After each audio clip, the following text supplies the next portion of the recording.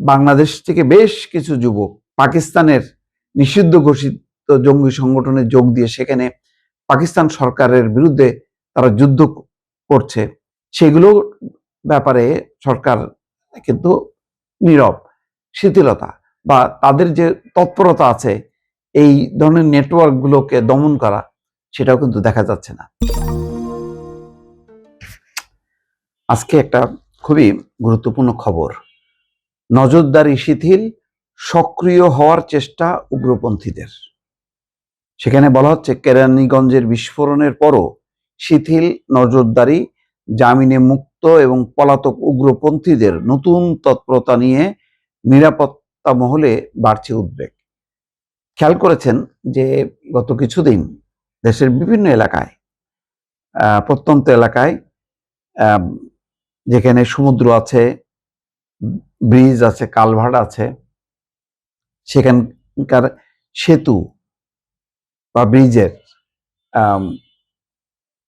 কলেমা লেখা সাদা কালো পতাকা, কালো সাদার মধ্যে কালো লেখা পতাকা ওড়ানো হয়েছে সারি সারি ভাবে। কারা লাগালো বোঝা যায় না, দেখলে মনে হবে আইএস এর পতাকার মতনই। এখন এটা ঠিক আইএস এর পতাকা কিনা আমি জানি না, তবে এই ধরনের যেই তৎপরতাগুলো কারা করছে তার কোনো সংগঠনের নাম নেই, কিন্তু টাঙানো হচ্ছে, লাগানো হচ্ছে, এবং সেই সংখ্যাটা বাড়ছে বহু জেলায়। মিনিমাম 8 থেকে 10টা জেলায় এরকম খবর পাওয়া গেছে।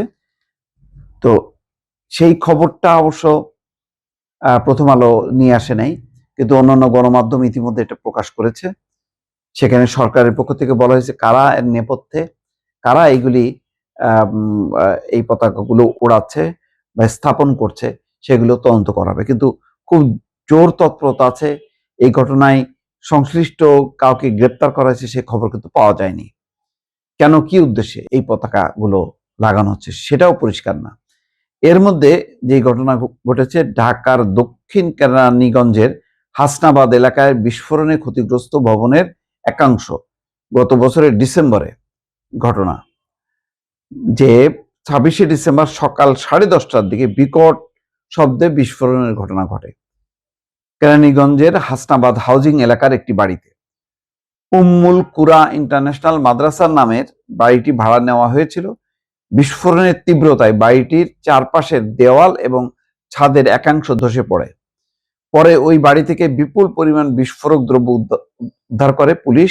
এর মধ্যে ছিল হাইড্রোজেন পার অক্সাইড, অ্যাসিটন, নাইট্রিক অ্যাসিড এবং প্রায় 400 লিটার তরল রাসায়নিক।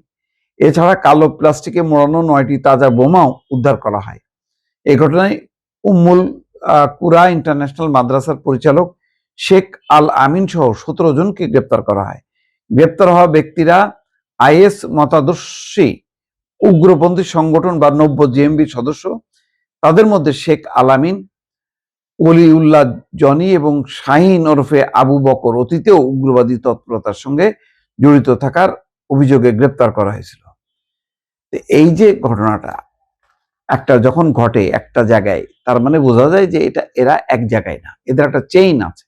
কিন্তু সেই চেইনকে ধরা, কেন ওই যে কলেমা লেখা আইএস এর মতন পতাকা কেন উড়ানো হচ্ছে, কারা কারা তৎপরতা চালাচ্ছে, এগুলি বোঝা দরকার।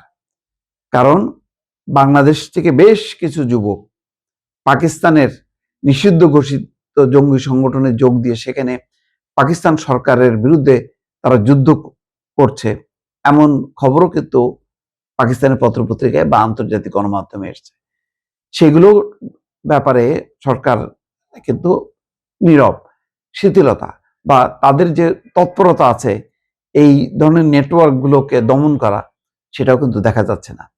এটা যদি চলতে থাকে তাহলে ভবিষ্যতে কিন্তু আরো বাড়বে এই জঙ্গি তৎপরতা, যেটা যদি এর তৎপরতা বেড়ে যায় এবং এই ধরনের দৃশ্যমান কলেমা লেখা সাদা পতাকা আইএস এর মতন, তাহলে কিন্তু এর একটা আন্তর্জাতিক প্রভাব আছে।